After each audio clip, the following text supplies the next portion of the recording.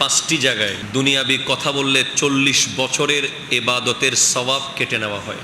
মান তাকাল্লামা বিকালামিদ দুনিয়া, মনে রাখেন এটা খুব জরুরি হাদিস। মান তাকাল্লামা বিকালামিদ দুনিয়া ফি খামসাতি মাওয়াদিআ আখবাতাল্লাহু আনহু বিইবাদাতি 40 সানাতান। বাচ্চারা শোনো, 5 জায়গায় দুনিয়াবি কথা বললে 40 বছরের ইবাদতের সওয়াব নষ্ট হয়ে যাবে। আপনি প্রশ্ন করতে পারেন আমার 40 বছর তো হয় নাই, তার মানে সামনে যা করবেন 40 বছর নষ্ট হতে থাকবে।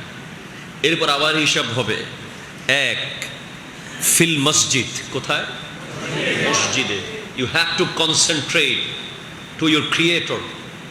মসজিদে তোমাকে সম্পূর্ণ মাইন্ড সেট আপ আল্লাহর দিকে। সুবহানাল্লাহ। 2 নম্বর ফি তিলাওয়াতিল কোরআন, কেউ কোরআন তিলাওয়াত করছে, you have no authority to talk each other. আপনার কথা বলার কোনো অধিকার ইসলাম দেয় নাই। আপনি কোরআন তিলাওয়াত শুনবেন অথবা চুপ থাকবেন। 3 নম্বর ফি ওয়াক্তিল আজান, এটা বেশি ভুল হয় আমাদের। আজান শুরু হয়েছে, তুমি ক্রিকেট খেলছো। আজান চলছে, তুমি ফুটবল খেলছো। আজান চলছে, তুমি ফেসবুকিং করছো। আজান চলছে, তুমি দোকানদারি করতেছো। আজান চলছে, তুমি কাস্টমার ডিল করছো। Impossible, quite impossible. ইসলাম আপনাকে সেই অনুমতি দেয়নি। You have to listen, must be listen, you have to. আপনাকে অবশ্যই শুনতে হবে আজান। আর কোনো কাজ করার অনুমতি ইসলাম দেয়নি। আজান শুরু, দোকান স্টপ, সব স্টপ, আজান শুনবেন। যদি আজান শুনতে পারেন নিয়মিত, তো কবর থেকে আজান শুনতে শুনতে উঠবেন। নবীজি বলেছেন ইয়ৌমা ইউবাসু কুল্লু আবদিন আলা মা মাতা আলাইহি। আমার প্রত্যেকটা লাইন রেফারেন্স সহ হাদিস থাকবে, কোরআন থাকবে ইনশাআল্লাহ। নবীজি বলেছেন ইয়ৌমা ইউবাসু কুল্লু আবদিন আলা মা মাতা আলাইহি। প্রত্যেক ব্যক্তি হাসরের মাঠে উঠবে, যেভাবে সে মরবে সেভাবে সে উঠবে।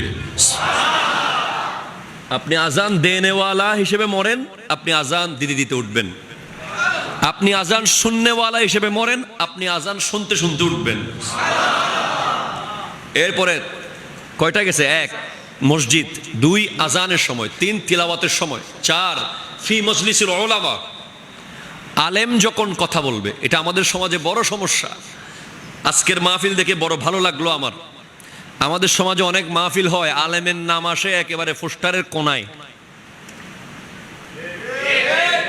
কি আপনাদের এদিকে হয় না? মনে হয় উপর থেকে অমুক সাহেব, তমুক সাহেব, অমুকের অমুক সাহেব, তমুকের তমুক সাহেব, আসতে আসতে মাওলানা সাহেব একেবারে নিচে। ঠিক কিনা বলেন?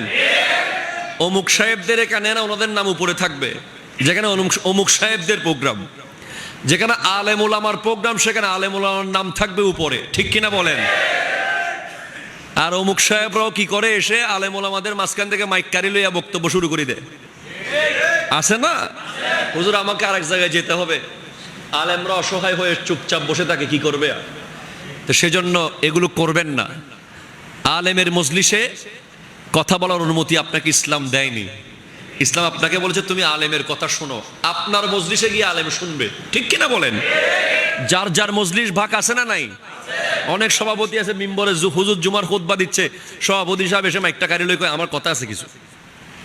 অনুমতি আছে? নাই। আমরা কোনোদিন দেইনি সুযোগ। আল্লাহ তাআলা তৌফিক দান করুক। এবার 5 নম্বর ফি জিয়ারাতিল কুবুর। কবর জিয়ারতের সময় দুনিয়াবি কথা বলা যাবে খবরদার। এই 5টা জায়গা, মসজিদ, তিলাওয়াতুল কোরআন, ওয়াক্তিল আজান, আলেমের মজলিস, কবর জিয়ারত। এই 5 জায়গার সাথে সম্পর্ক ডাইরেক্ট কার সাথে? জোরে কর না, কার সাথে? মাঝখানে যখন আপনি কথা বলেন, আল্লাহ আর ওই জায়গার মাঝখানে আপনি ডিস্টার্ব করেন। সেজন্য আপনার যদি মনে হয় আপনি ডিস্টার্ব করবেন, you have to go, you have to abandon the place. চলে যাবেন ওই প্লেস ছেড়ে। ওখানে দাঁড়িয়ে দাঁড়িয়ে নিজের জীবনের গুণাগুলো বাড়াবেন না। কথা কোন ঠিক কিনা?